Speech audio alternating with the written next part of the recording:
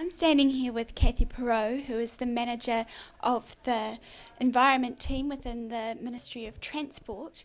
Kathy has been speaking tonight about New Zealand's place in terms of its carbon emissions for transport.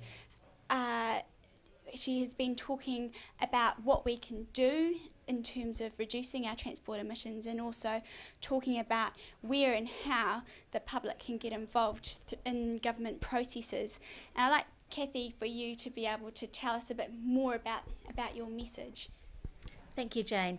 I had a couple of themes this evening. I started with looking at what it is that designs what people can do for their decisions about transport, particularly the decisions they might already have made, like where they live, where their work is, what schools their kids go to, what car happens to be in the garage, because people's past decisions often restrict where they might want to go.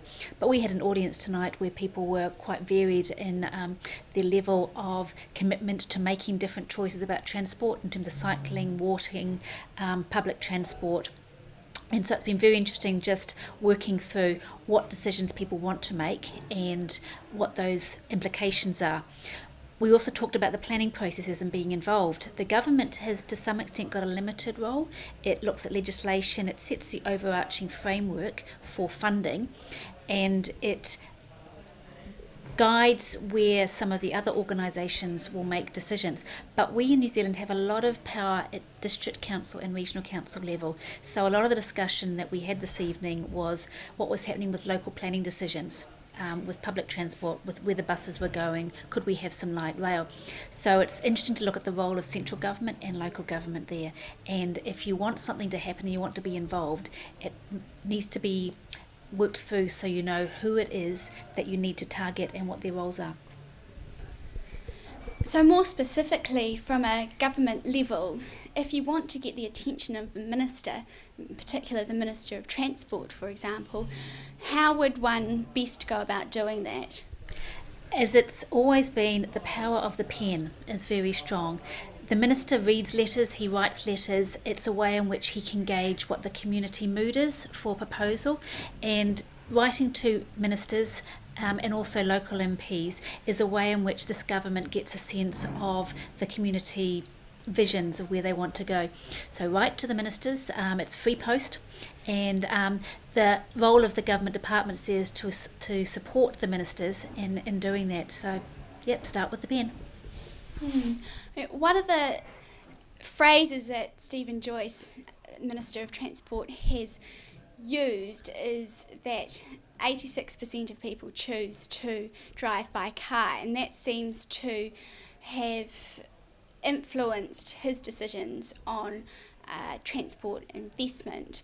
And my question is, if these are people's choices now, what and how are the ways and drivers to change those choices so that our minister can see the drivers for changing investment? I think it goes back to the earlier answer that the government will only ever really follow where the community is wanting to go. The community, to a large extent, uses and will continue to use private vehicles and likes that private independence, and we get a lot of money from those road user charges and petrol tax that goes into roading. There's also the community who need the public transport, particularly in our large urban areas where you have to have all those modes. So for the government, it's a continued theme that they need to understand and wants to understand what the different communities need from a top level, but also don't underestimate the role of local government in these areas. So one final question on that role of local government, more specifically, what are the processes and people that the community should be getting in touch with to try and influence? Okay.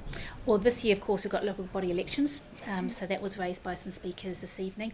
The other area is the planning processes. So regional land transport committees put out regional land transport plans, which people submit on in terms of what the priorities are for transport in the area. So that's walking, cycling, public transport, local roads and developments. So be involved in that process. That's and contact your local council to find out where they're up to in some of their planning areas. Then as different things happen, of course, like new developments, Wellington's got its sports stadium and so on, that's also opportunities to be involved. Thank you.